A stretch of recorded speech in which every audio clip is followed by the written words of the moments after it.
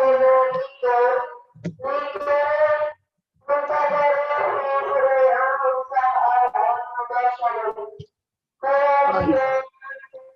selamat. Waalaikumsalam. Oke, cuma berdua nih, Nabila, Rahil ya. Sama siapa? Syahra. Syahra. Oh ya, Nabila, Rahil, dan Syahra. Baik ya. Mau bahas apa nih, Nabila, Rahil? Mau dari kita review dari kelas 10 atau di kelas 12?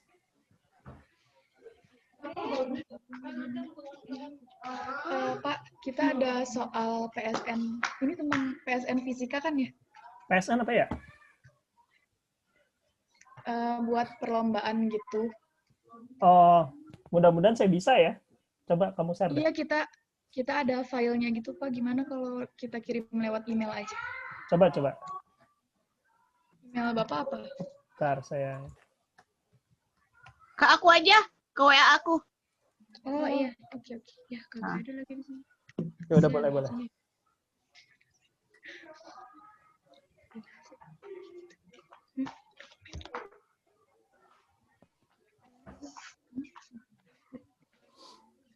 Yang mana sih KX 2019 ada? Ini.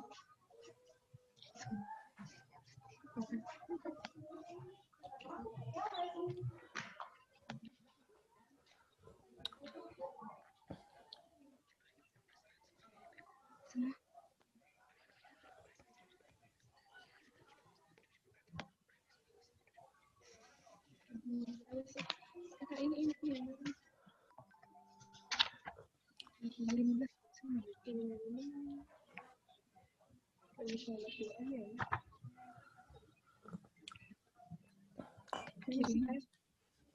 Ini.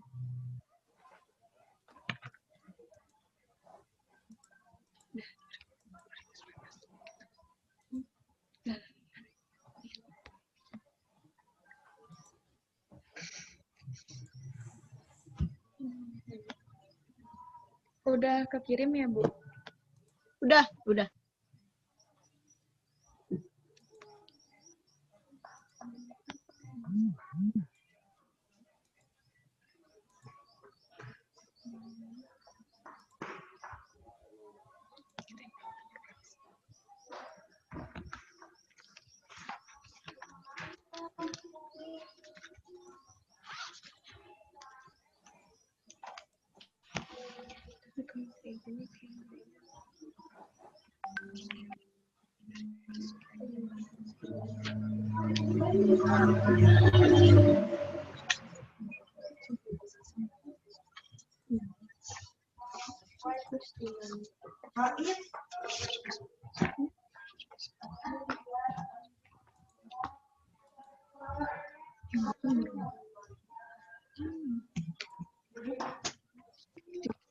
Tiga udah, tapi belum beres.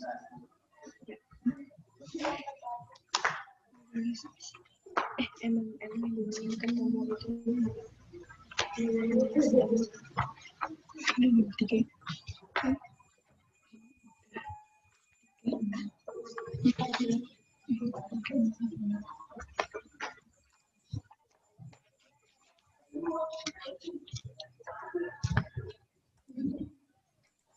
Baik ya.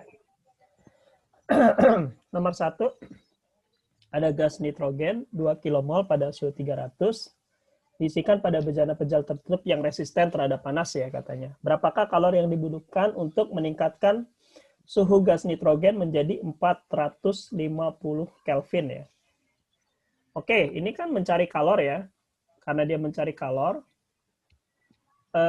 kalor itu dirumuskan ya, Q ya, kalor. Itu bisa kita rumuskan adalah MC delta T ya. MC delta T. Oke, MC delta T.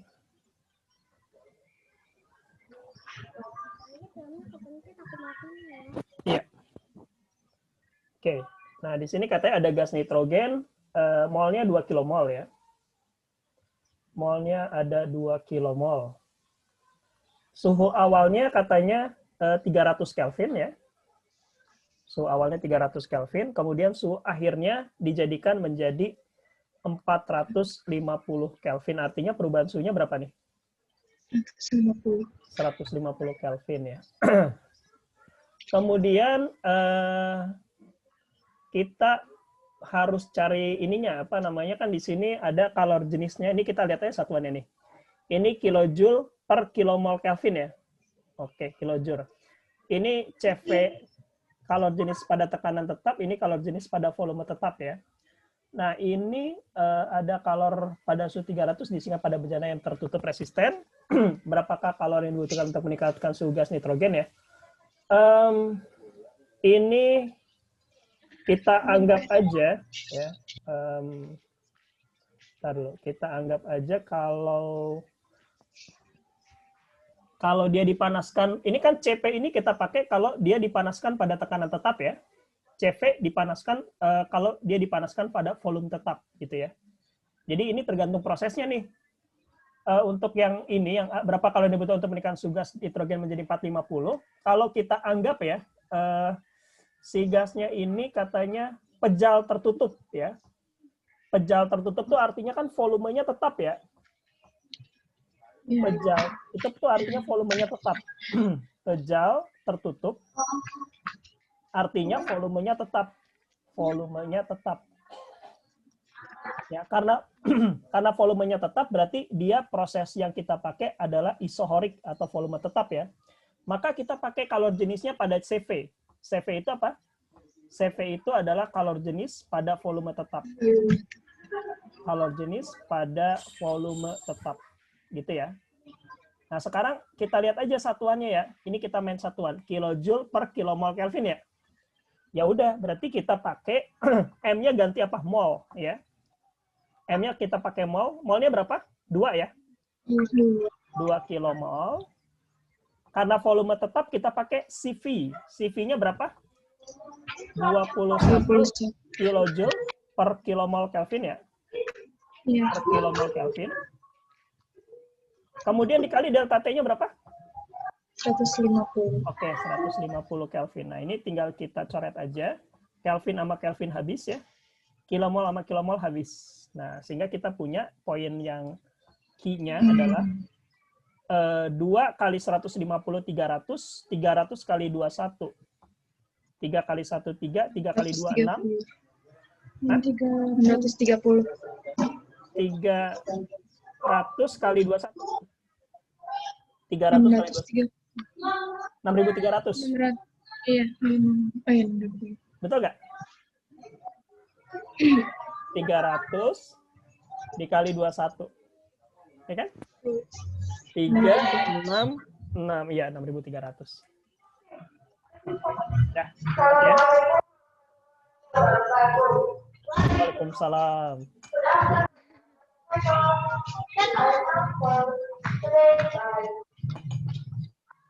Oke ya. Nomor B. Agak matiin aja kayaknya tuh ya. Iya, ini pengumuman dari asrama.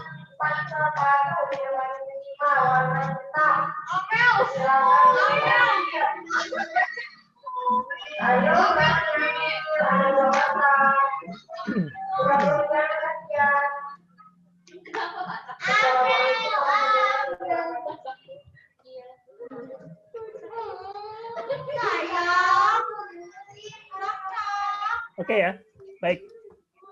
Nah, poin B, berapakah kalori yang dibutuhkan? Ya. Berapakah kalori yang dibutuhkan pada poin A jika bejana mempunyai massa 90 kg? Oke. Oke, kamu matiin dulu ininya deh. Apa? Mikro dimatiin dulu.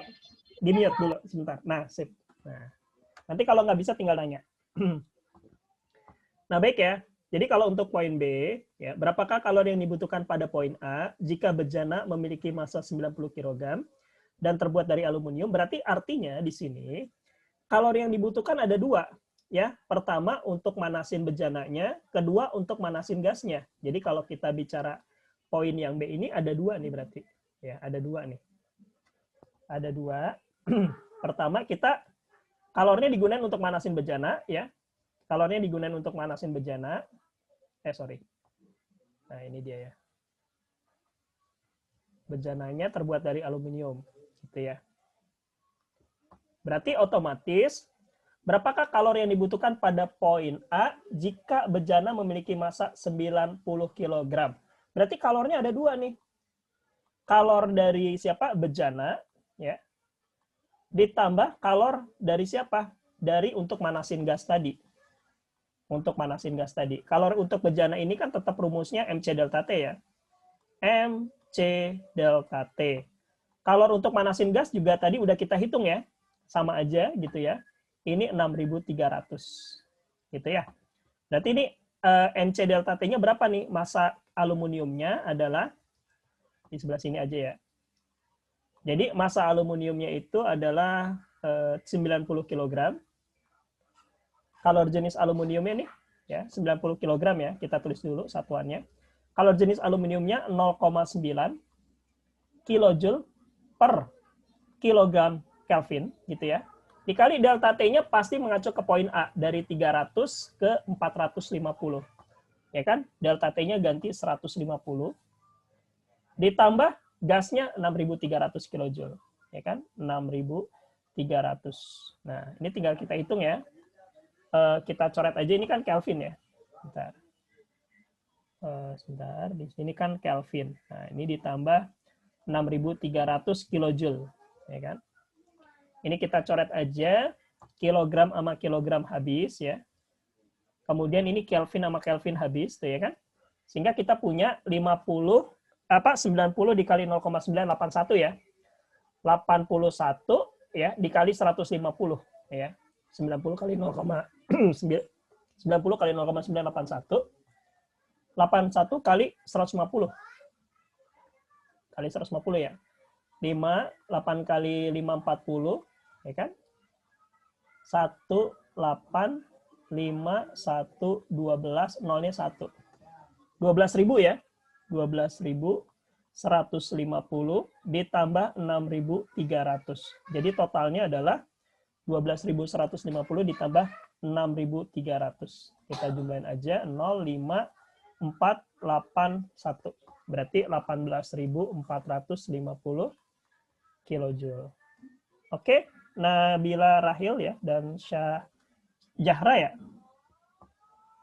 Silakan, ada yang mau ditanyakan? Enggak. Paham ya? Ya. Oke, boleh dicatat dulu, nggak apa-apa. Udah nggak berisik tuh? Tadi berisik banget ya?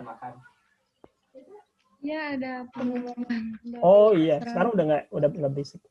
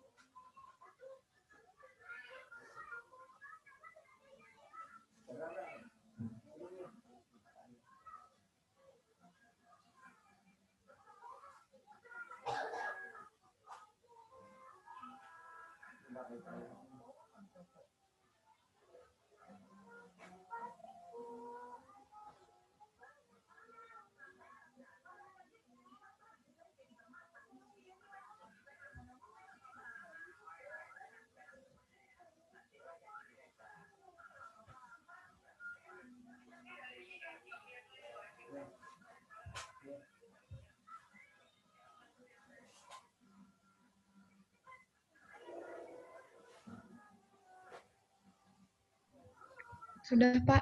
Udah ya, oke. Berikutnya kita lihat di nomor 2 ya.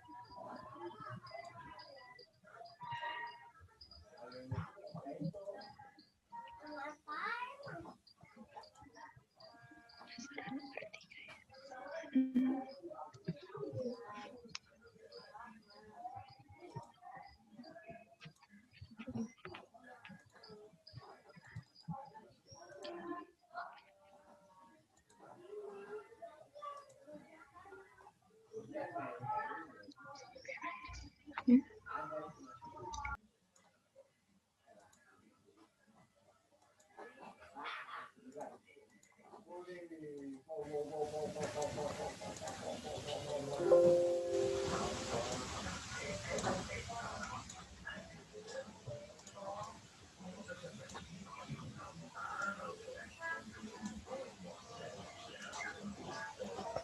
ya. Terdapat 300 gram es dan 100 gram air di dalam wadah pemanas bertenaga listrik tertutup pada keadaan setimbang, yaitu suhunya 0 derajat Celcius dan dalam tekanan 1 atm. Pemanas listrik kemudian dinyalakan dengan daya 2000 watt. Setelah 5 menit, wadah pemanas tersebut berisi air dengan suhu 12. Berapakah efisiensi? Nah, ada kata-kata efisiensi ya. Efisiensi itu didefinisikan adalah daya output ya, dibagi daya input, ya kan? Daya output per daya input. Ini definisi efisiensi. Output per input, ya kan?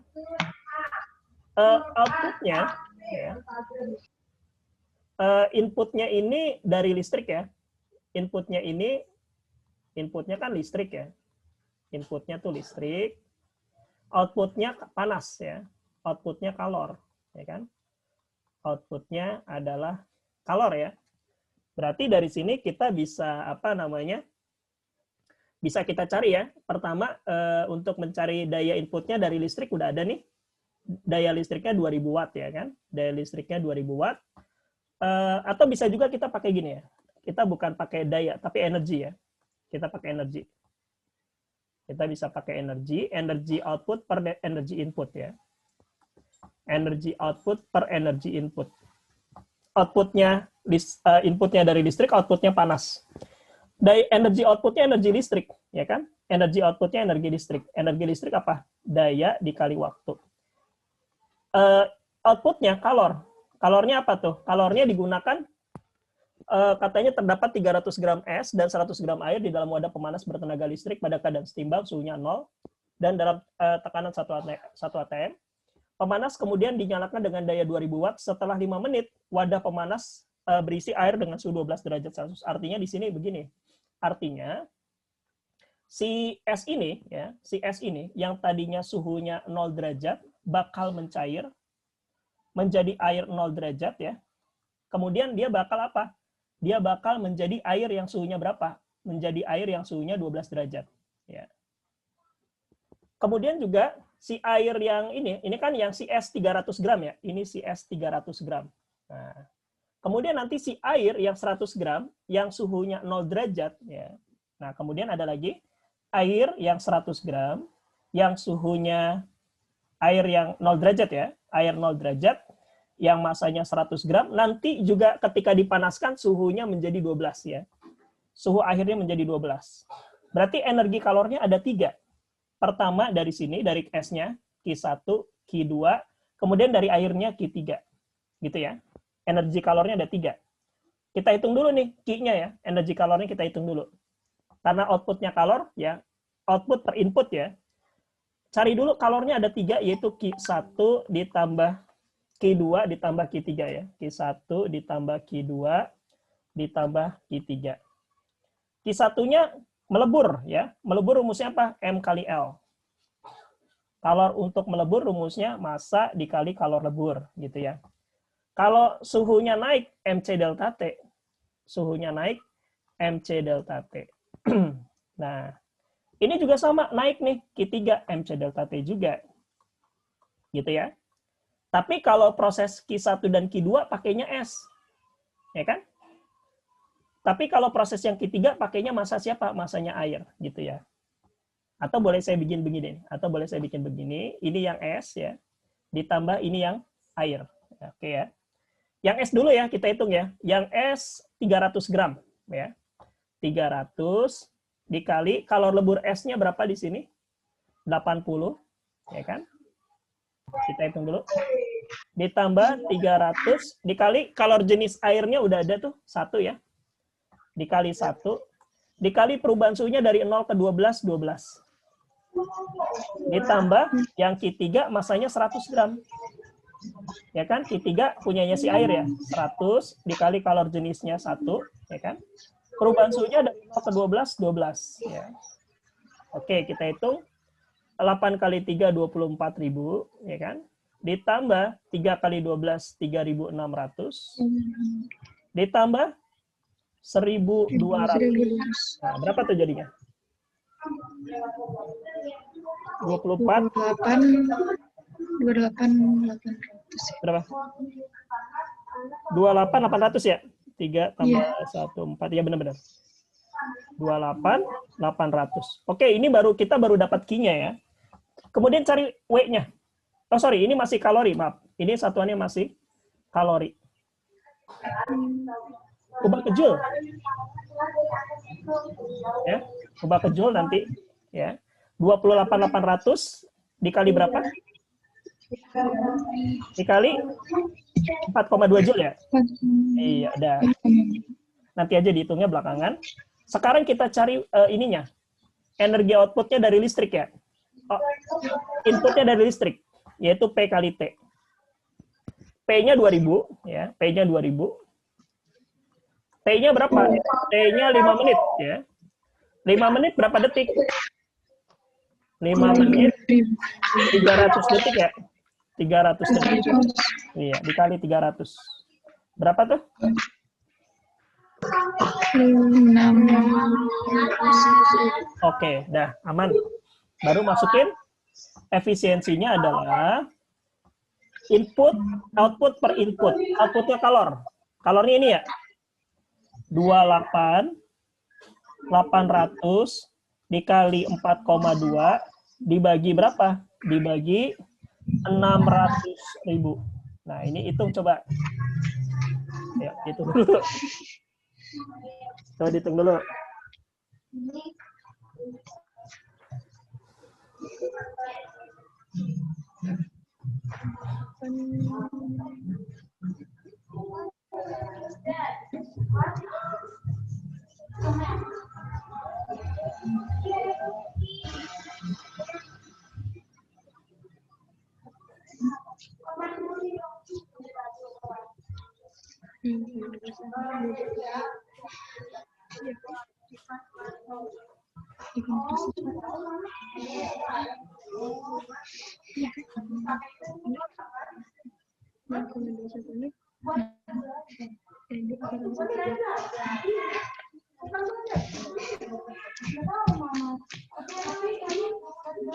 Dapatkah? Sudah? 0,2016. Berapa? 2016. 2016. Iya.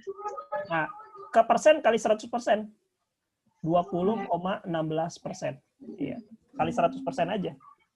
20,16%. Ya udah, boleh dicatat dulu.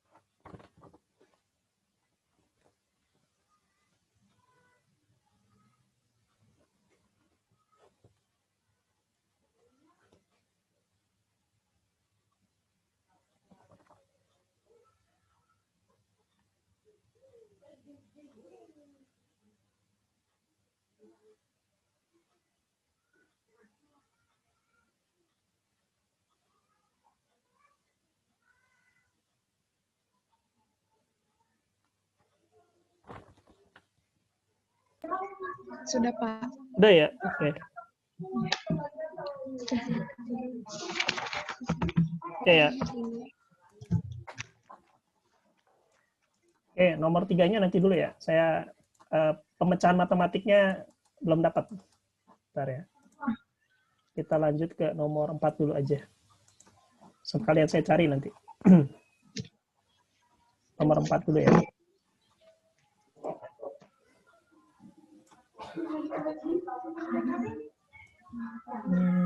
Nah, ini dia.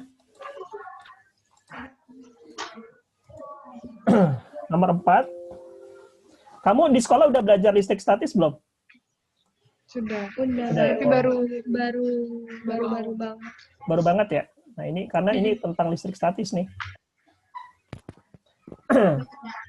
Seseorang negarawan tersohor berinisial B menerbangkan sebuah layang-layang di tengah hujan yang deras dan rawan petir, katanya. Ia menggunakan tali berjari-jari 1,25 mm dengan panjang 500 meter ya, yang terlapisi oleh air hujan setebal 0,5 mm. Jadi dia terlapisi oleh air hujan setebal 0,5 mm. Pada keadaan ini potensial antara kedua ujung tali bisa mencapai 100 megawatt. Berapa besar arus maksimum yang bisa mengalir pada lapisan air yang melapisi tali. Jadi begini ya. Jadi kita gambarin dulu ya. Ini kan karena di sini ada beda potensial ya. Beda potensial itu secara rumus I kali R ya, betul nggak? Iya. Jadi artinya kalau ditanya arus maksimum, itu tinggal V per R aja. Berarti kita cari hambatannya dulu. Nah, hambatannya dianggap berbentuk air ya. Hambatannya dianggap berbentuk air. Jadi kita perlu perhatikan di sini. Jadi di sini tuh nanti dilapisi air katanya. Nah, ini kita ambil dulu ya. Kita ambil dulu. Nah, di sini kan ceritanya ada tali layangannya. Nah, ini tali layangannya ya. Ini tali layangannya gitu. Ini tali layangannya ya. Anggap aja tali layangannya nggak punya hambatan gitu ya. Isolator, anggap aja isolator dia, nggak punya hambatan gitu. Jadi ini bukan, jadi arus itu merambatnya bukan di tali layangannya, tapi di mana? Karena tali layangan kan isolator. Tapi dia merambatnya di ini, di apa namanya? Di sininya, di mana? Nah, di lapisan ininya katanya ia menggunakan tali berjari-jari 1,25 dengan panjang 500 yang terlapisi air hujan. Jadi ini air hujan yang kita hitung. Yang kita hitung adalah luas penampangnya air hujan, ya. Luas penampangnya air hujan. Nah, jadi talinya nggak dianggap, ya. Tali nggak dianggap karena tali isolator. Talinya isolator ya. Berarti konduktornya itu ininya airnya. Nah, ini air konduktor. Air tuh konduktor. Nah, ini air ya. Konduktornya tuh si airnya. Nah, dari sini berarti konsepnya kita cari hambatan pada kawat konduktor ya. Hambatan pada kawat konduktor yaitu R sama dengan Rho L per A. Nah, hambatan pada kawat konduktor itu Rho L per A. Rho-nya adalah jenis kawatnya, udah ada nih ya. Rho-nya udah ada ya. Panjangnya udah ada ya. Panjangnya berapa? Panjang ininya, talinya 500 meter ya. Iya. Panjangnya udah ada, Rho-nya udah ada, A-nya yang belum ada. Carilah luas penampang yang berselimuti air hujan. Caranya bagaimana? Caranya adalah kalau saya mau cari luas penampang ini adalah luas total ya. Kalau saya mau cari luas yang saya arsir ini ya. Jadi kalau saya mau cari luas yang diarsir, nah, caranya gini misalnya. Ini ceritanya ini totalnya ya. Total yang sudah terlapisi air hujan. Ini ininya diameter dari layangannya diameter talinya ya. Ini penampangnya tampak seperti itu. Misalnya begini, misalnya tuh katanya diameter talinya 1,25 ya. Diameter talinya tuh 1,5 gitu ya. Sedangkan diameter apa nih katanya? Tadi. Ia menggunakan tali berjari-jari 1,25 yang terlapisi oleh air hujan setebal Berarti begini. Jadi jari-jari layangannya tuh kan 1,25 ya. Kemudian ketebalan airnya adalah berapa tuh? 0,5. Iya. Jadi ini salah gambar, agak gedean dikit ya. Nah, biar lebih enak gitu. Nah, ceritanya ini nah ini dia. Nah, ini saya ulangi ya. Jadi di sini jari-jari talinya, ya kan? Kemudian ini ini ketebalan ininya, ketebalan airnya. Ini ketebalan airnya. Nah, di sini tuh air. Nah, ini air. Ini tali. Ini tali layangannya. Berarti cara mencari luas airnya, luas penampang airnya, cara mencari luas penampang airnya ini adalah luas lingkaran besar dikurang luas lingkaran kecil, ya. Luas lingkaran besar dikurang luas lingkaran kecil. Jadi luas penampang yang ada airnya itu caranya adalah luas lingkaran besar dikurang luas lingkaran yang kecil. Luas lingkaran besar adalah pi kali jari-jari yang besar pangkat 2 dikurang pi dikali jari-jari yang kecil pangkat 2. Pi-nya kita keluarin aja. Pi-nya dikeluarin dalam kurung, jari-jari besar pangkat 2 dikurang jari-jari kecil pangkat 2. Jari-jari kecilnya jari-jari layangan, ya, jari-jari tali ini jari-jari kecilnya. Jari-jari besarnya tambahin dari sini ke sini ya. Ya kan? Jari-jari kecilnya adalah 1,25, jari-jari besarnya ditambah ya. 1,25 ditambah 0,5. Gitu ya. 1,25 ditambah 0,5. Berapa? 1,75. Iya, 1,75. Oke, baru masuk ke sini. Pi-nya 3,14 ya. Dalam kurung, jari-jari yang besarnya 1,75 pangkat 2 dikurang jari-jari kecilnya 1,25 pangkat 2. Ini kalkulator kayaknya deh. Kamu punya kalkulator? Ada? Ya udah, coba dihitung dulu. Ini satuannya masih ini ya. Nanti masih milimeter persegi. Milimeter. Iya. Yuk, dihitung dulu.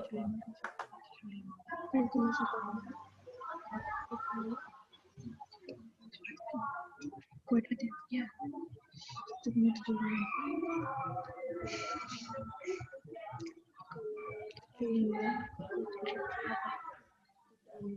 Min.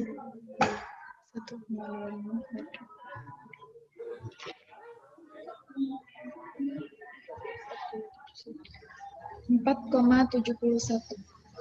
Ya? 4,71 ya. Oke. Milimeter persegi berarti 4,71 kali 10 min 6 ya. 10 min 6 meter persegi. Dah. Baru masukin ke sini, ya hambatannya kita masukin. Rho-nya adalah 150 ya. L-nya 500 ya. Ini salah lagi. Panjang tali layangannya 500 meter. Dibagi penampang yang berselimutkan air adalah 4,71. Dikali 10 pangkat min 6. Oke, 4,71 dikali 10 pangkat min 6. Kali ke atas ya. Jadi berapa tuh? Ini kali ini bagi 4,71. Kalkulator lagi deh. Coba 150 kali 500 bagi 4,71.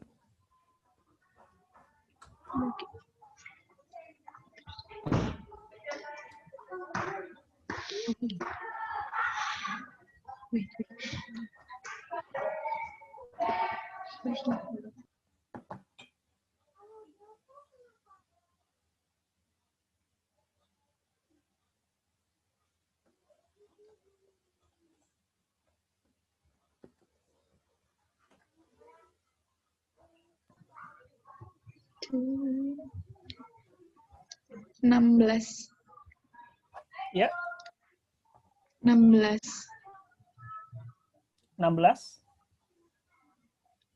kali 10. Berapa?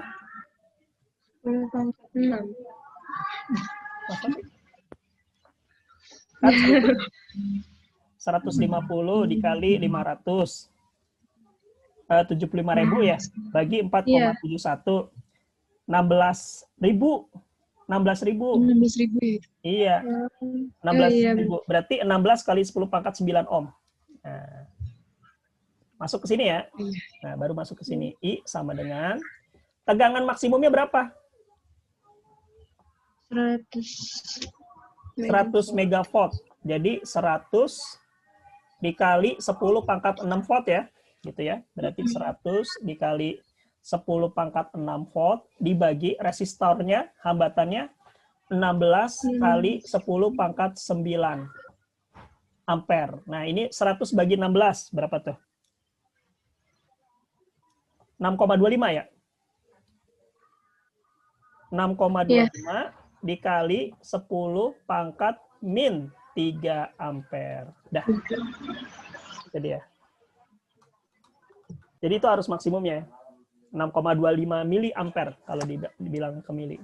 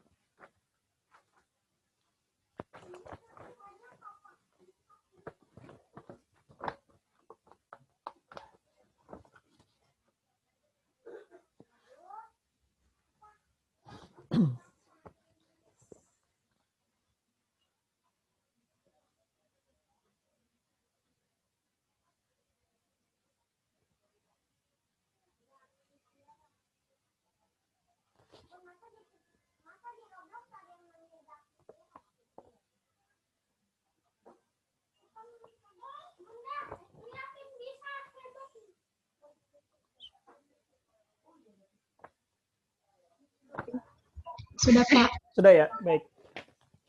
Oke. Berikutnya kita lihat nomor 5 ya. Ini soal listrik statis nih ya. Soal listrik statis. Di soal ini,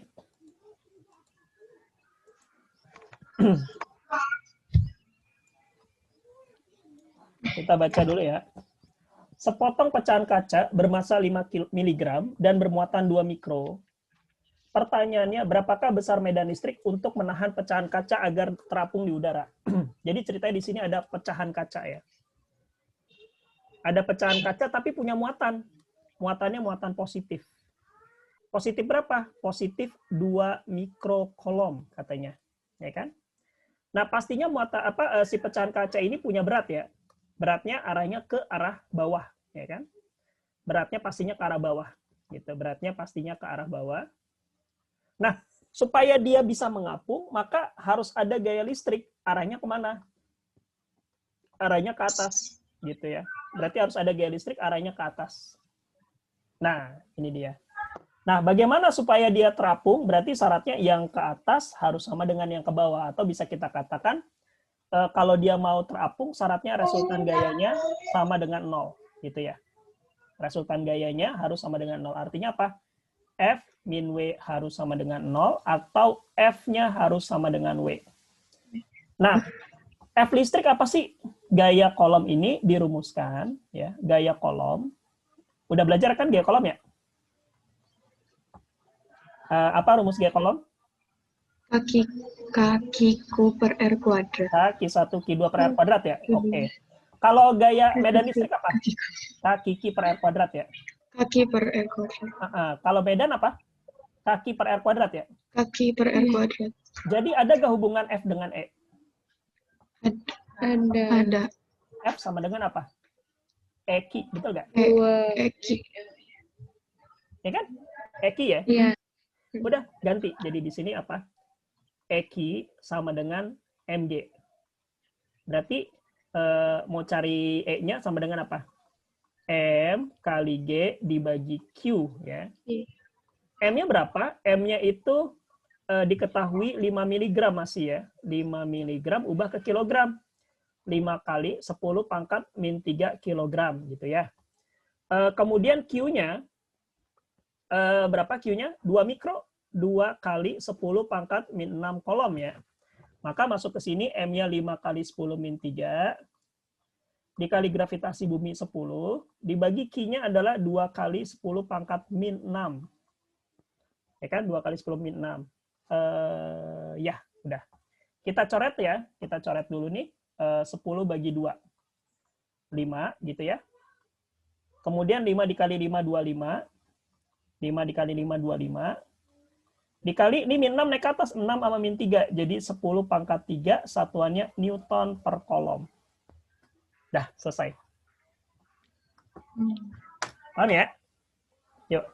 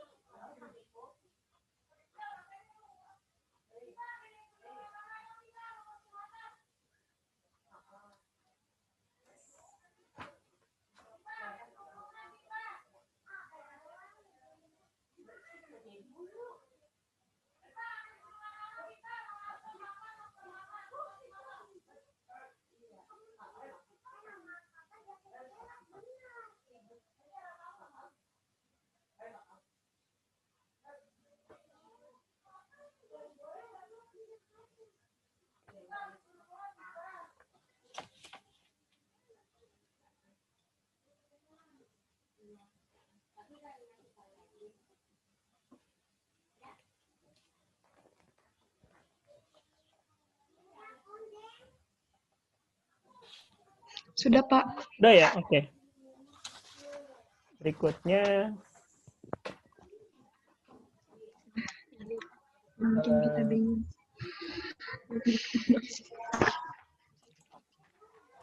berikutnya nomor 6 ya. Iya. Ini efek Doppler nih kayaknya nih. Oh ya, ada sampai bawah ya. Sampai bawah.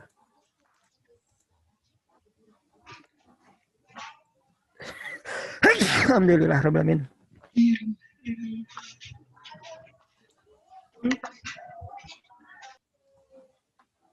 Wah, kepanjangan nih. Saya pilih AB dulu sebentar.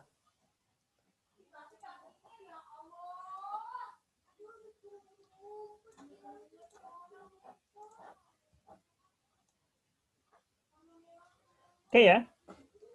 Ada seekor kucing ya. Duduk di dekat sebuah jendela terbuka dalam sebuah rel kereta yang sedang bergerak ke timur dengan kecepatan 30 meter per detik. Seekor musang duduk di dekat rel dan melihat kereta tersebut bergerak mendekat. Peluit lokomotif kemudian berbunyi dengan frekuensi 450. Jika saat itu sedang tidak ada angin, tentukan frekuensi bunyi peluit yang didengar oleh kucing dan musang. Oke, kita gambarin dulu ya. Jadi ada seekor kucing duduk dekat sebuah jendela terbuka dalam sebuah kereta ya. Seekor kucing duduk di dekat sebuah jendela terbuka. Oke, berarti kucingnya ada di kereta nih berarti. Ya. Kucingnya ada di kereta. Ya, kucingnya ada di kereta. Oke, ini kucing. Kucingnya di sini ya.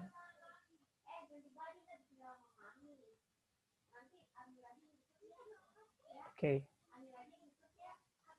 Kucing. Nah, ini dia kucingnya.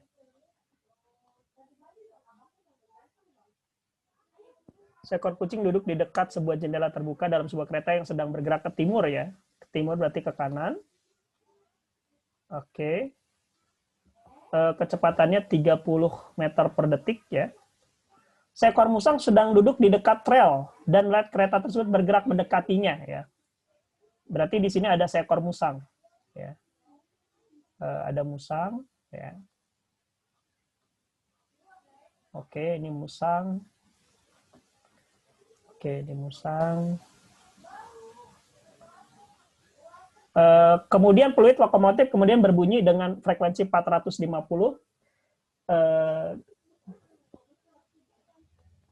Jika saat itu sedang tidak ada angin, tentukan frekuensi bunyi peluit yang didengar oleh kucing, B oleh musang. Oke, ya. Jadi di sini ada peluit lokomotif kemudian berbunyi. Di sini ada peluit lokomotif berbunyi. Ya kan di sini berarti frekuensinya berapa? Frekuensi sumbernya 450 Hz ya kan?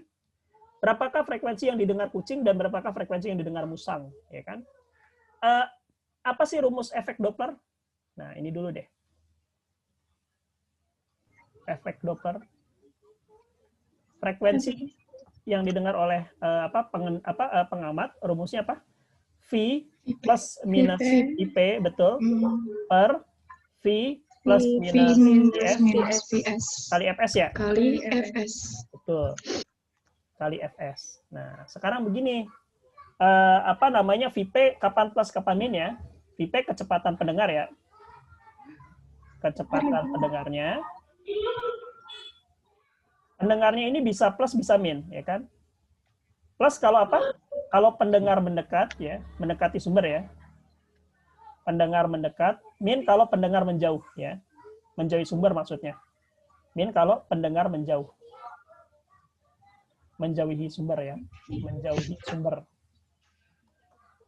Oke. Kemudian Vs juga kecepatan sumber ya. Ini juga Vs, artinya kecepatan sumber bisa plus bisa min. Kapan plus kapan min? Sumber kebalikannya. Plus kalau sumber menjauhi pendengar. Menjauhi. Ya. Betul. Sumber menjauhi pendengar. Pendengar. Minus kalau sumber mendekati pendengar ya. Sumber mendekati pendengar. Oke, nah sekarang coba kita hitung ya. Di pendengar. Oke ya, coba sekarang kita hitung. Di sini ya, kita mau cari frekuensi yang didengar kucing, ya kan? Kucing sebagai pendengar ya kan? Kucing sebagai pendengar. Kecepatan kucing ya sama dengan kecepatan kereta, betul nggak? Iya. Sama dengan berapa? 30 meter per detik. Ini yang A dulu. Kecepatan sumbernya berapa? Sumbernya kereta 30 juga. Betul nggak? Iya.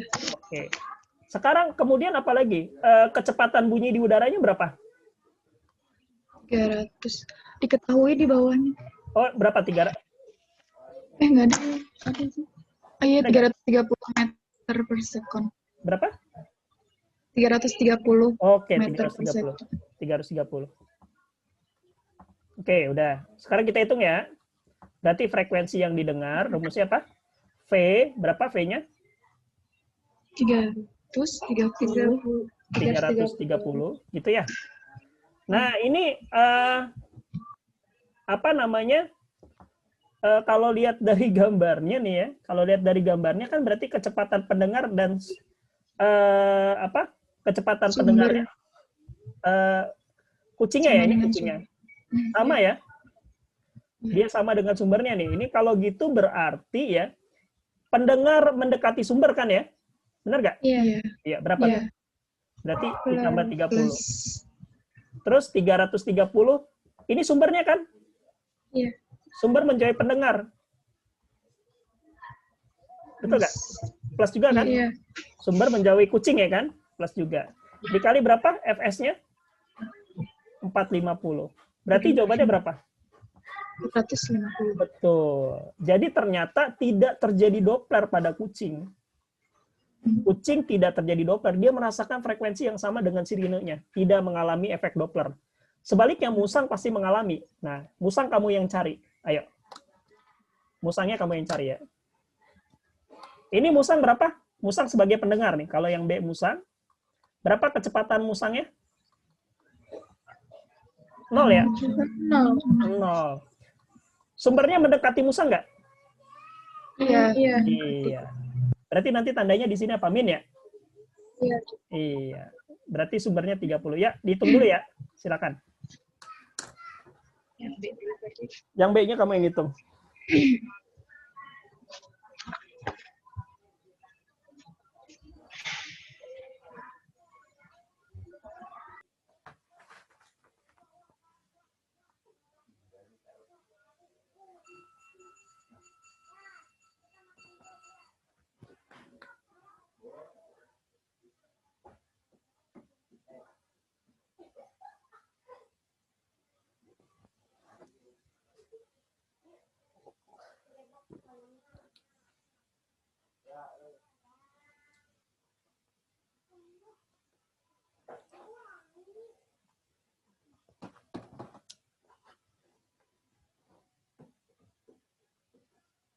Wait. 330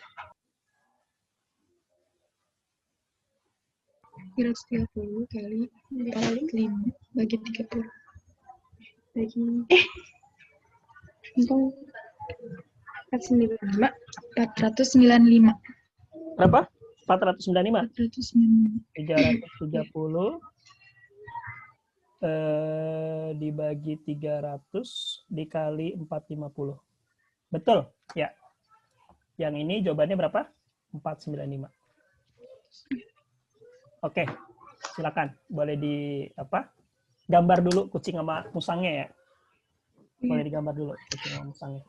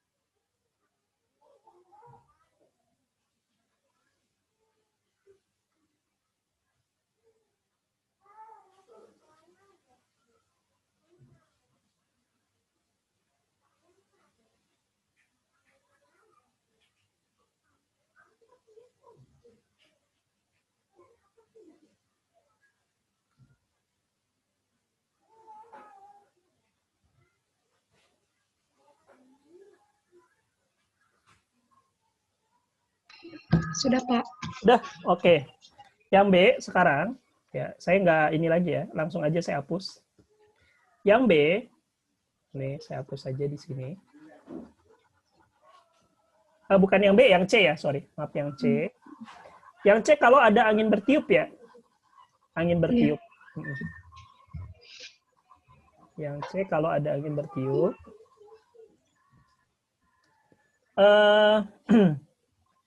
Jika kemudian angin berhembus dari timur ke barat. Angin berhembus dari timur ke barat. Berarti ke arah sini ya anginnya ya, arahnya. Benar nggak? Iya. Oke. Ini kecepatan anginnya. Padahal cepat rambat bunyi merambat dari mana ke mana? Dari sumber ke pendengar. Sebenarnya merambat ke segala arah gitu ya. Tapi kalau si musang sebagai pendengarnya, ya, kalau si musang sebagai pendengarnya, maka otomatis kan bunyi sirine itu akan merambat ke arah ini ya, ke arah musang ya. Bunyi sirine akan merambat ke arah musang. Sehingga resultan cepat rambat bunyinya ditambah apa dikurang? Nah, lihat. Angin dengan rambatan bunyi sama atau berlawanan? Berlawanan ya? Berlawanan. Iya, berarti dikurang. Berarti rumusnya, kalau yang B aja langsung ya, yang B dulu. Frekuensi yang didengar musang berarti apa? Yang B, yang C ya, maaf. Yang D. Yang D dulu. Yang didengar musang adalah, apa tuh rumusnya berarti? V dikurang apa? V angin plus minus VP. Gitu ya. Dibagi apa? Dibagi V dikurang V angin plus minus VS dikali FS. Iya. Dah. Berarti tinggal kita masukin, ya kan? V rambat bunyi di udara berapa? 330 ya? 330. Dikurang anginnya berapa? 30. Dikurang 30. Ditambah, ya. Apa dikurang? Nah ini. VP-nya 0 ya musangnya ya? Iya. Iya. Musangnya 0. Dibagi 330 dikurang 30 di apa nih? Sumber mendekati musang. Plus ya? Plus. Ya, nanti dikurang 30 ditambah 30. Oke, dikali apa? 450. Sekarang kita dapatkan adalah 330 dikurang 30 itu 300 ya. Dibagi 330 dikurang 30 300 ditambah 30. Jadi 330 dikali 450. Nah, udah tinggal dihitung deh berapa. Sama dong. Sama ya? Iya, 495. 495. Oke. Beda. Oh, beda. Balikan. Iya. Berapa?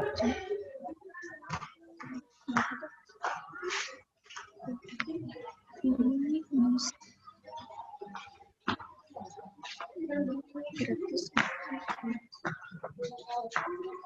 Oke, 9. 409,1 ya? Iya. Oke. Kalau yang C, ya kan? Kalau yang C itu apa tuh? Nggak ngaruh ya? Frekuensi yang didengar sama si kucing ya? Apa rumusnya? Iya. 330 dikurang 30 ya? Ditambah berapa? Kucing mendekati sumber ya? Kan kucing ke arah sini kan? Berarti apa? VP-nya plus ya? Iya. Ditambah kecepatan kucingnya 30, ya kan? Dibagi 330 dikurang 30, sumber menjauhi kucing. Apa? Plus juga ya? Plus juga. Plus 30 dikali apa? FS-nya 450 ya? Ternyata nggak ngaruh kan? Ini tetap apa nih? Tetap sama. 450. Betul. Berarti pada kucing tidak terjadi efek Doppler. Sampai kapanpun mau anginnya searah atau berlawanan, pada kucing tidak terjadi efek Doppler. Oke, silakan dicatat dulu. Tapi kalau sumbernya searah dengan arah angin searah sumber, berarti dia bakal positif VA-nya. Gitu, kecepatan anginnya.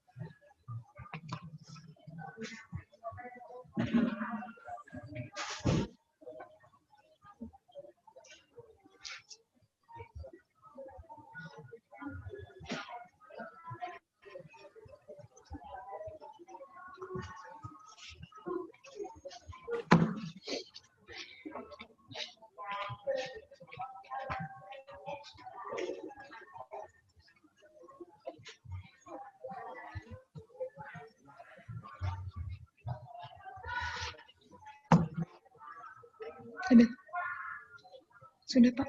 Udah ya? Oh, ya.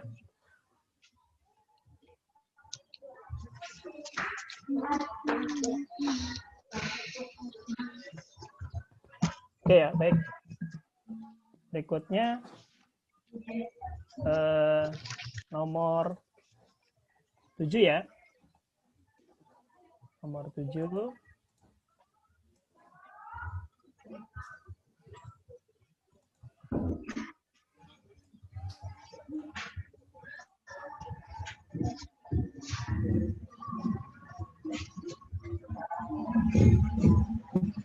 Nomor 7 ada soal. Sebuah satelit mengorbit bumi dalam lingkaran orbit yang geostasioner, yaitu orbit yang membuat satelit terlihat oleh pengamat di bumi berada di posisi yang sama di langit sepanjang hari. Gaya-gaya apa saja yang mempengaruhi satelit tersebut? Yang B, syarat apa saja yang harus dipenuhi supaya satelit tersebut mempunyai orbit geostasioner? Yang C, tentukan persamaan jari-jari orbitnya. Yang D, estimasi nilai R pangkat 3, bla bla bla. Ya, jadi gini ya. Oke. Bentar dulu.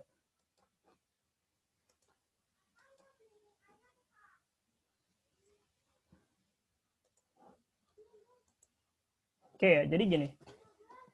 Ketika kita bicara orbit geostasioner ya, orbit geostasioner, jadi satelit ya, orbit geostasioner. Geostasioner. Maksudnya apa sih orbit satelit geostasioner itu? Maksudnya adalah satelit itu mengorbit bumi dengan periode revolusi yang sama dengan periode yang sama dengan periode rotasi bumi, yaitu 1 hari ya. Bumi berotasi 1 hari gitu ya, 24 jam gitu ya. Jadi ini kalau diartikan apa itu periode ini ya, geostasioner, jadi adalah jadi orbit geostasioner itu orbit satelit ya, yang satelit yang mengorbit bumi, selama ya dengan periode revolusi yang sama dengan periode rotasi bumi. Yaitu bumi berotasi 1 hari 24 jam atau 3.600 detik. Yang sama dengan periode rotasi bumi ya. Jadi ibaratnya kalau satelit mengelilingi bumi gitu ya, dia harus 1 hari gitu. Dari titik Amerika misalnya di atas Florida, maka dia harus kembali lagi ke atas Florida lagi dalam waktu 1 hari. Nah, itu yang disebut orbit geostasioner. Nah, misalnya begini. Misalnya di sini ada bumi. Ya. Di sini ada bumi. Kemudian di sini ada apa namanya? Ada satelitnya. Ya, di sini ada satelitnya. Kok satelit kotak? Di sini ada satelitnya. Nah, dari sini ke sini namanya jari-jari orbit. Dari sini, ya, dari titik pusat bumi, ya, ke satelit namanya jari-jari orbit, ya. Ini jari-jari orbitnya. Jari-jari orbit satelitnya, ya. Ini pusatnya. Pusat bumi, ya. Namanya jari-jari orbit nih, R, gitu ya. Nah, satelit pengorbitnya seperti ini nanti. Gitu ya. Atau lebih enaknya kita dalam bentuk penampang lah, ya. Lebih enaknya kita dalam bentuk penampang gini aja. Nah, gini ya. Kan kelihatannya lebih enak. Oke. Nah, di sini tentunya ada yang namanya gaya tarik bumi ya. Ada gaya gravitasi. Nah, gaya gravitasi arahnya kemana? Ke arah pusat bumi. Ada gaya gravitasi. Nah, arahnya ke pusat bumi. Makanya, untuk kasus yang jawabannya yang A, ya, untuk kasus yang jawabannya A, sebentar. Yang A ini, mana ya? Gaya-gaya apa sajakah yang mempengaruhi satelit tersebut? Ya, pertama, gaya gravitasi. Ya. Jadi yang A itu adalah gaya gravitasi. Udah jelas ya, gaya gravitasi. Lalu yang B, syarat apa saja yang harus dipenuhi supaya satelit memiliki orbit geostasioner? Berarti yang B syaratnya apa? Ini syaratnya. Periode revolusinya harus sama dengan periode rotasi bumi. Ya. Periode revolusinya, ya, periode revolusi satelit, ya, satelit harus sama dengan periode rotasi bumi, ya. Harus sama dengan periode rotasi bumi. Periode rotasi bumi. Yang C, yang C, apa namanya, tentukan persamaan jari-jari orbit dalam konstanta gravitasi. Oke, sekarang baru kita masukkan ke persamaannya. Oke ya. Misalnya satelit ini bergerak dengan kecepatan v ya. Satelit bergerak dengan kecepatan v, ya kan? Satelit bergerak dengan kecepatan v. Nah, berarti kalau misalnya massa bumi itu m, ya, massa satelit itu m kecil, ya kan? Maka di titik manapun satelit selalu ditarik sama bumi. Ya, di titik manapun satelit, ketika dia ada di sini, ya, ketika satelitnya ada di atas sekalipun, gitu ya, ketika satelitnya ada di atas sekalipun, si satelitnya selalu ditarik oleh bumi ke arah pusat bumi ya. Nah ini satelit ya, misalnya kecepatannya v juga gitu di sini, ya kan? Tetap tarikan gravitasi selalu mengarah ke pusat bumi. Tarikan gravitasi selalu mengarah ke pusat bumi. Ini artinya membuat satelit bergerak melingkar. Ya, ini artinya membuat satelit bergerak melingkar. Di titik manapun satelit itu berada, gaya gravitasi selalu menarik menuju ke arah pusat lingkaran. Di titik manapun ya. Di sini, ya. Ketika satelit berada di sini pun, ya. Ketika satelit berada di sini, ya kan? Maka tarikannya adalah kemana? Tarikannya adalah selalu menuju ke gravitasinya menuju ke pusat bumi. Ingat, gravitasi selalu menarik ke pusat ya. Selalu menarik ke arah pusat. Sehingga apa yang terjadi? Sehingga satelit menjadi bergerak melingkar ya. Sehingga satelit menjadi bergerak melingkar. Oke. Kita gambarin ketika di sini pun sama ya. Kita ketika gambarin ketika di sini pun sama ya. Nah, ini tarikannya ke pusat ya. Nah, ini dia gravitasi selalu narik ke arah pusat bumi. Oke. Ini ke sini ya. Kemudian kecepatannya ke arah sini. Nah, oke. Berarti dari sini kita sudah menyimpulkan bahwa berarti gaya gravitasi itu selalu menuju ke center. Berarti untuk menjawab yang C, berarti kita bisa tuliskan gaya gravitasi, ya kan? Sama dengan gaya sentripetal. Sama dengan gaya sentripetal. Gaya gravitasi sama dengan gaya sentripetal. Apa rumus gaya gravitasi ya? Gaya gravitasi itu dirumuskan ini. G dikali M1 ya, dikali M2 dibagi R pangkat 2 ya. Dibagi R pangkat 2. Ini rumus gaya gravitasi. Jadi gaya tarik menarik antara benda ya, itu dirumuskan G M1 M2 per R kuadrat. Jadi kalau di sini ada benda M1, di sini benda M2 ya. Terpisah pada jarak R ya. Terpisah pada jarak R, maka akan timbul gaya gravitasi seperti gaya kolom gitu ya. Seperti gaya kolom, yaitu benda satu ketarik ke kanan, benda dua ketarik ke kiri. Gitu. Rumusnya adalah G M1 M2 per R kuadrat. Nah, berarti tarikan yang dialami satelit yaitu G dikali massa satelit dikali massa bumi dibagi jaraknya adalah R kecil kuadrat ya. Jaraknya adalah R kecil kuadrat. Apa rumus gaya sentripetal yang dialami satelit? Massa satelit dikali percepatan sentripetal. Kita coret dulu ya. M sama M habis gitu ya. M sama M habis, sehingga dari sini kita bisa dapatkan ya, G dikali massa bumi dibagi R pangkat 2 sama dengan percepatan sentripetal apa? V kuadrat per R. Coret sama kamu. R sama R habis, ya kan? Nah, ingat, V ini kecepatan. Kecepatan rumusnya apa? Kecepatan rumusnya adalah perpindahan dibagi waktu. Bumi satelit berputar satu putaran, berarti sama aja keliling lingkaran, yaitu apa? 2πr. Ya kan? Sama aja keliling lingkaran ya. Jarak yang ditempuh satelit adalah keliling lingkaran dibagi waktu satu putaran namanya periode. Nah, waktu satu putaran namanya periode. Kita ganti, berarti kita ganti jadi apa? G M per R sama dengan kecepatan satelitnya adalah keliling lingkaran, jarak dibagi waktu. Jarak yang ditempuh satelit dari sini sampai sini adalah keliling lingkaran, 2πr. Ya kan? Dibagi waktunya adalah periode.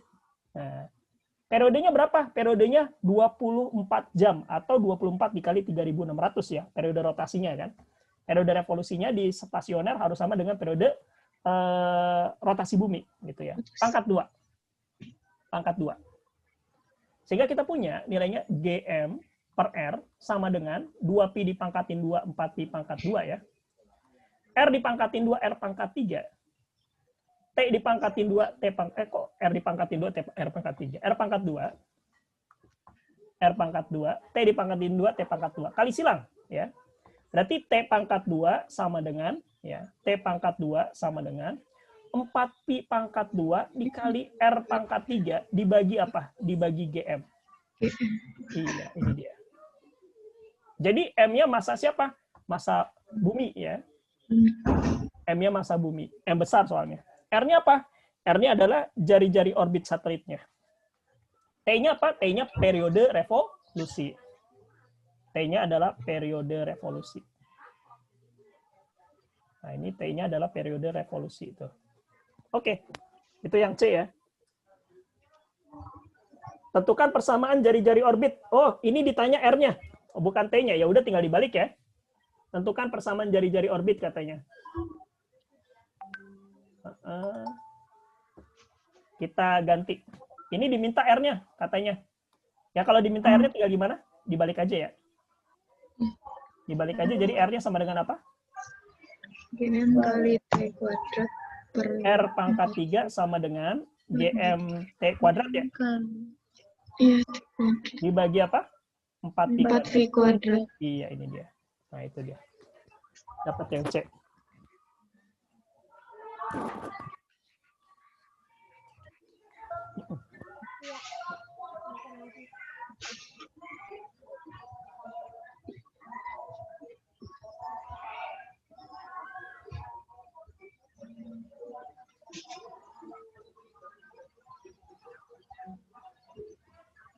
Ingat periode revolusinya berapa?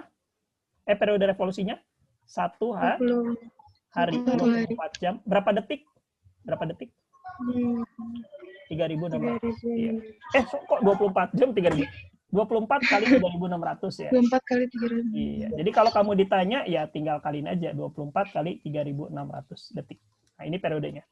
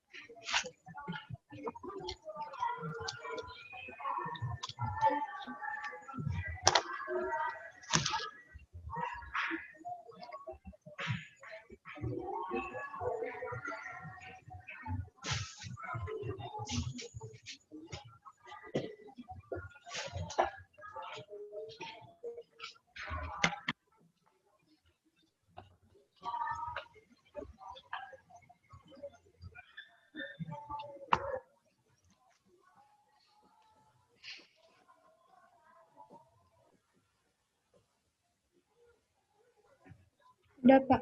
Udah ya, baik. Nah, yang D ditanya apa? Estimasi nilai dari R pangkat 3 Nah, jika estimasi berarti kita hitung ya. Yang D-nya ini sekarang kita hitung. Oke. Aduh. Kok aku hapus? Ini saya hapus dulu ya.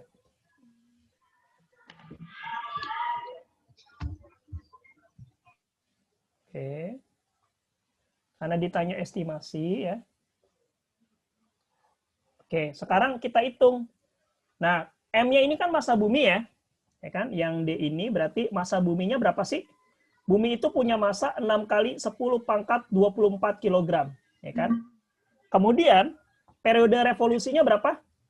24 kali 3.600 ya. 24 dikali 3.600 itu tolong dihitung kalkulator. 86.400. 86 1.400. second ya. Oke. Ternyata banyak juga ya.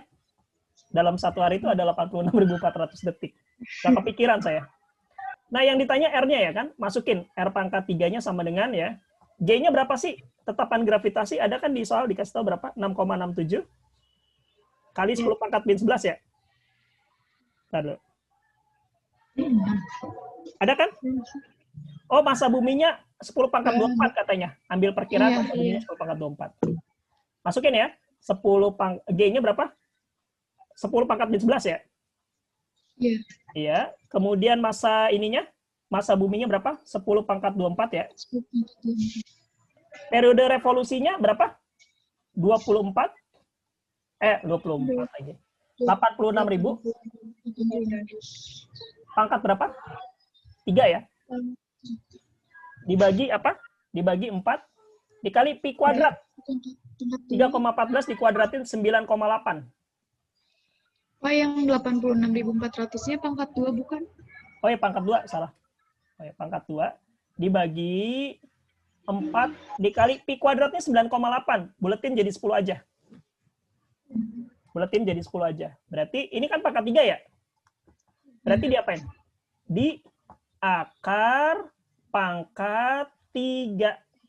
Nah, akar pangkat 3. Nah, silakan dihitung dulu tuh. Berapa? Dihitung dulu silakan. Saya pakai kalkulator juga nih, hitungnya.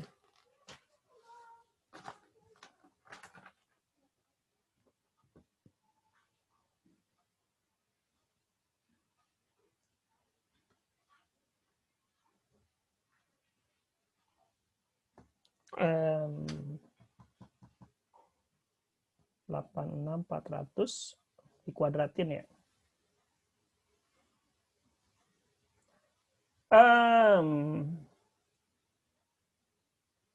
86.400, iya 8,64.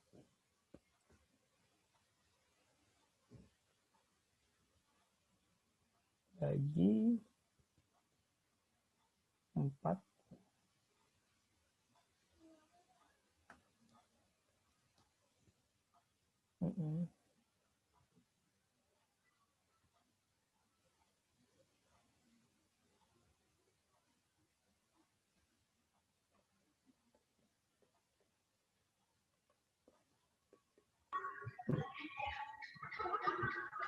Kita nggak ada kalkulator, Pak.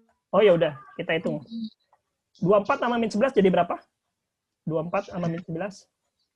10 pangkat 13. Iya kan? Ini 86.400. Buletin aja ya. Buletin aja jadi ini. Jadi 8,6 ya. 8,6 kali 10 pangkat berapa nih? 1, 2, 3, 4 ya? Kali 10 pangkat 4 ya. Kita buletin aja ya.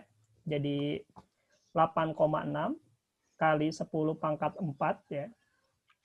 Dikuadratin dibagi 40.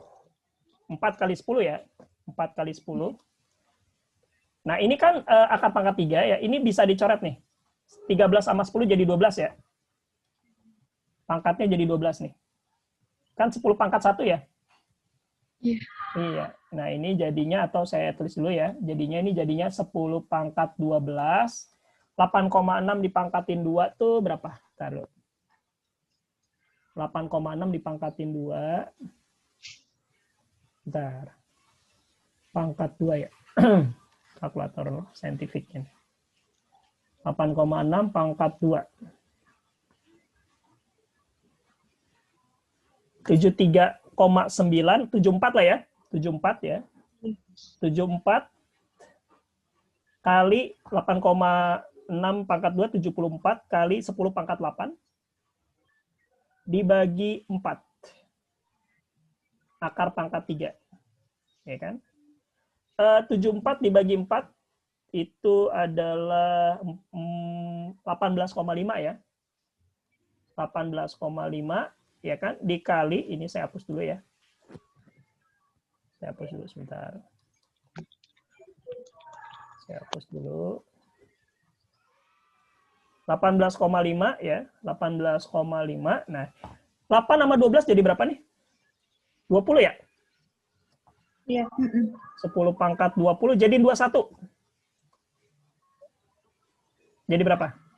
1,85 kali 10 pangkat berapa? 21 ya? Iya kan ini akar pangkat 3 soalnya. Akar pangkat 3 itu kan pangkat sepertiga ya, benar nggak? Iya. Iya, pangkat sepertiga nih kan. Jadi kalau dipangkatin sepertiga nih jadinya pangkatnya jadi dibagi 3 ya. Iya. 1,85 dipangkatin sepertiga gitu ya. 10 pangkat 21 dibagi 3 berapa? 7 ya? Iya. Iya. Ini kan dibikin jadi pangkat sepertiga, jadi 21 kali sepertiga 7, kali 10 pangkat 7. Nah ini 1,85 di pangkat sepertiga. 1,85 pangkat sepertiga. 1,85 pangkat sepertiga ya. Pangkat sepertiga. 1,22 ya. 1,22 dikali 10 pangkat 7 meter. Nah ini dia. Inilah jari-jari orbit satelitnya. Jadi satelit itu harus mengorbit pada jarak 1,22 kali 10 pangkat 7 meter. Atau dalam kilo, kayaknya lebih enak dalam kilo ya. Dalam kilo ini kita bagi berapa? 1000 ya? Iya. Bagi 1000 jadi berapa? 10 pangkat berapa? 4 ya? Bagi 1000. Bagi 1000, 7 kurang 3, 4. 10 pangkat 4 kali 1,2 jadi 12200 km. Jadi artinya, satelit itu harus berada pada jarak dari pusat bumi 12.200 km. Gitu. Jadi jari-jari orbit satelit itu harus 12.200 km. Cukup tinggi ya. Cukup tinggi. Gitu. Iya.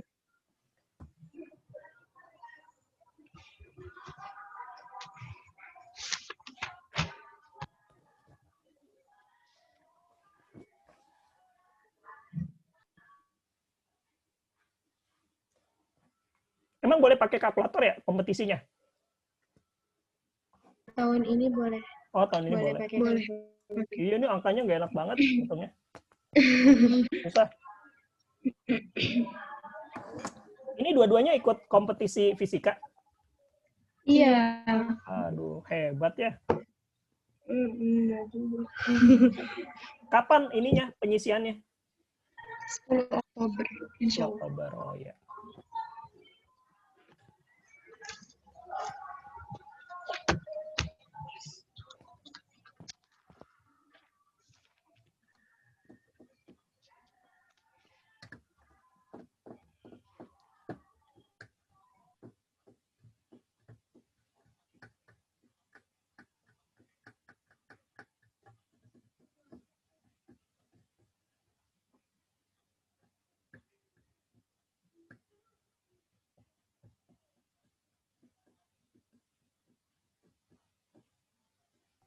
Sudah, Pak. Saya pamit ya.